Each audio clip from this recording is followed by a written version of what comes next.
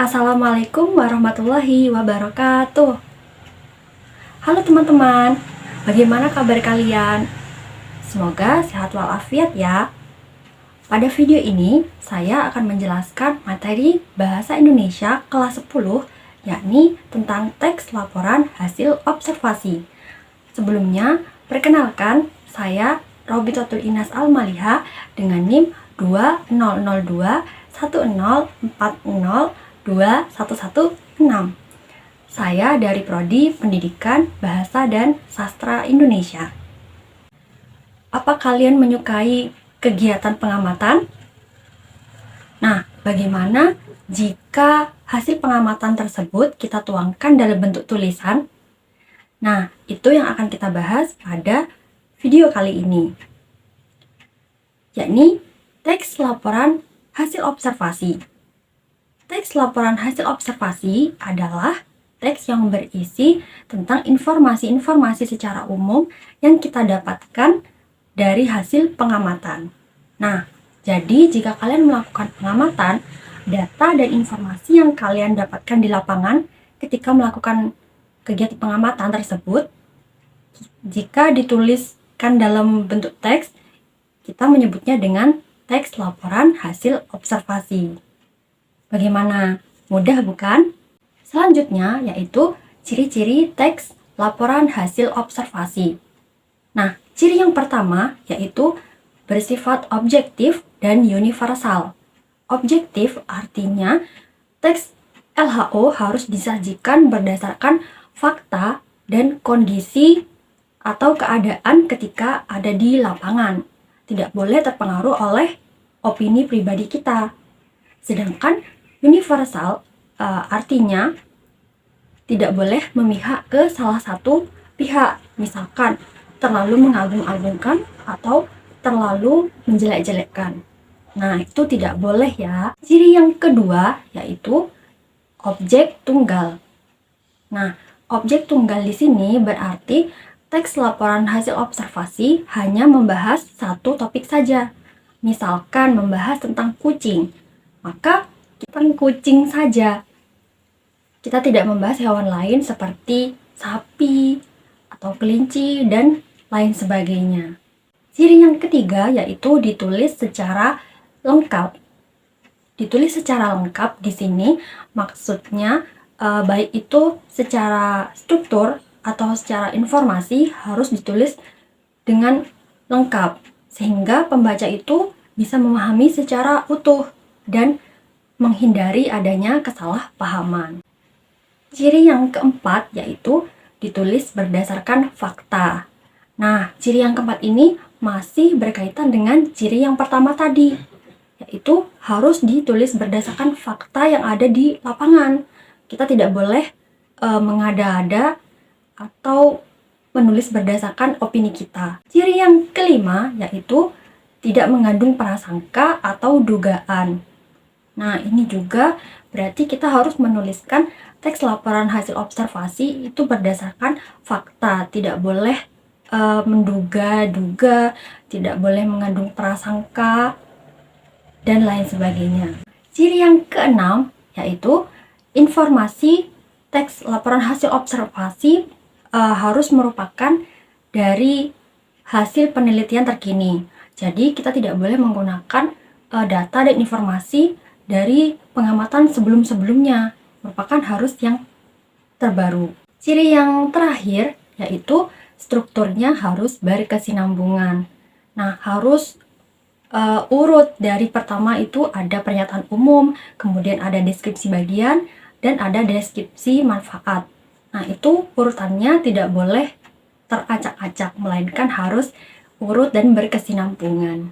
Yang selanjutnya yaitu ada struktur teks laporan hasil observasi. Nah, struktur yang pertama yaitu ada pernyataan umum. Pernyataan umum ini berisi informasi-informasi secara umum tentang objek yang kita amati.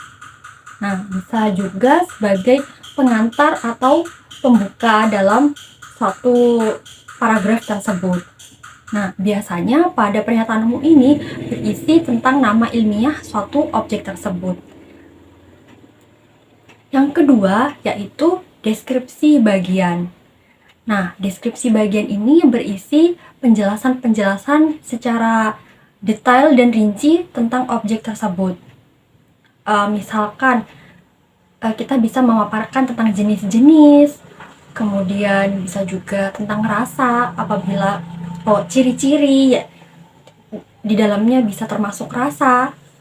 Kemudian bisa juga membahas tentang habitatnya, baik itu tanaman atau hewan, misalkan di dataran tinggi atau di dataran rendah. Kemudian bagaimana pola hidup atau daur hidup dan lain sebagainya. Itu bisa dibahas dalam struktur deskripsi bagian. Nah, untuk struktur yang terakhir yaitu deskripsi manfaat. Pada bagian ini itu menjelaskan atau memaparkan manfaat dari objek tersebut. Bisa manfaat bagi manusia, atau manfaat bagi lingkungan, atau manfaat bagi hewan lain, atau juga bisa manfaat bagi ekonomi, dan lain sebagainya. Nah, yang terakhir ada kaidah kebahasaan. Kaidah kebahasaan yang pertama yaitu ada kata ilmiah. Kata ilmiah adalah kata atau istilah tertentu yang muncul ketika kita membahas suatu topik tertentu. Misalkan kita membahas tentang serangga, maka kita tidak akan jauh-jauh dari pembahasan biologi, misalkan dari anatomi tubuhnya. Maka nanti akan muncul kata-kata seperti membran, kemudian predator polyphagus, herbivora, dan lain sebagainya. Nah, nanti misalkan kita membahas tentang topik ekonomi, maka kata istilah yang digunakan bisa jadi seperti produsen, konsumen, dan distributor. Begitu juga untuk topik-topik yang lainnya. Kebahasaan yang selanjutnya yaitu ada kalimat definisi. Kalimat definisi merupakan kalimat yang memberikan penjelasan umum tentang suatu benda atau suatu aktivitas. Kalimat definisi ini sering digunakan dalam laporan dan sering merujuk pada kata teknis tertentu. Nah, kalimat definisi ini biasanya ditandai dengan kata adalah, merupakan, dan yaitu. Ingat-ingat ya. Yang ketiga ada kalimat deskripsi.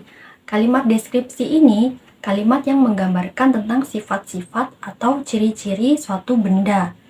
Nah, sifat dan ciri suatu benda ini harus bisa kita rasakan dengan panca indera. Bisa jadi dengan indera penglihatan, indera pendengaran, indera perasa, ataupun indera peraba.